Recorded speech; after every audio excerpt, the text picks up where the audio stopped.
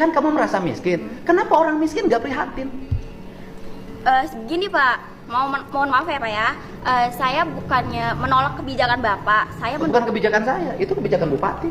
Iya, maksudnya apapun itu saya mendukung. Cuman jangan dihapus Pak. Nggak semuanya orang itu kan bisa terima.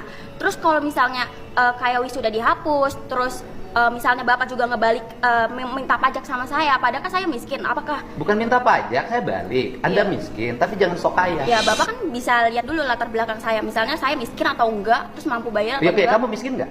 Iya, Miskin. saya mengakui. Kenapa miskin? Pengen hidup bergaya, sekolah harus ada perpisahan. Menurut Apa? saya itu kayak gitu tuh perlakuannya nggak adil Pak. Nggak adilnya buat siapa? Kamu mau perpisahan?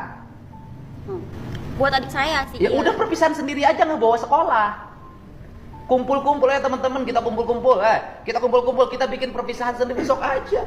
Tapi jangan melibatkan sekolah. Karena kalau melibatkan sekolah, sekolah jadi mungut. Tanpa perpisahan emang kehilangan kenangan.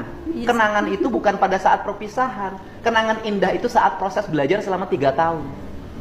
Enggak juga sih Pak, saya ngerasa kan udah lulus ya. Kalau misalnya nggak ada perpisahan, Oke. kita tuh nggak bisa kumpul bareng atau ngerasain gimana kumpulnya interaktif sama teman-teman gitu Pak. Saya suka pernyataan Kang Deddy yang menyebutkan bahwa kenapa miskin nggak prihatin gitu ya. Ya itulah memang generasi Z sekarang itu ya udah memang kekurangan, tetapi mental miskinnya itu apa namanya berlagunya udah seperti orang yang berada itu karena mungkin pengaruh dari lingkungan kali ya atau gaya hidup yang apa namanya yang bergaya orang-orang kaya gitu kan. Padahal secara tidak sadar mereka itu berada di termasuk ke keluarga yang kurang mampu atau katakanlah miskin gitu. Seharusnya memang mental-mental inilah yang perlu dibina ya, yang perlu di mindset inilah yang perlu mulai dibenahi ya, bahwa kita tuh harus merasa, oh saya itu memang orang tua saya itu nggak punya. Saya harus tahu diri. Saya harus berjuang lebih keras lagi. Saya harus fight lagi gitu kan. Bagaimana caranya saya supaya bisa jadi sukses gitu kan. Mental-mental anak sekarang itu kan Gen Z itu kebanyakan mereka pengennya yang instan, yang cepat gitu ya.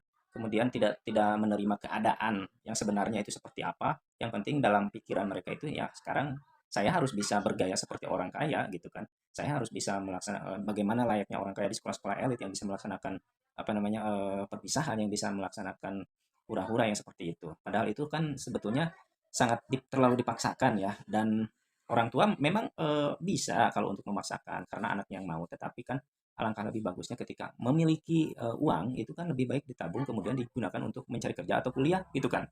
Misalnya punya uang menabung dalam jangka waktu sekian, kenapa tidak dibelikan emas saja gitu kan? Suatu saat kan butuh uang untuk biaya kuliah atau untuk mencari kerja. Tahu sendirilah di negeri ini mencari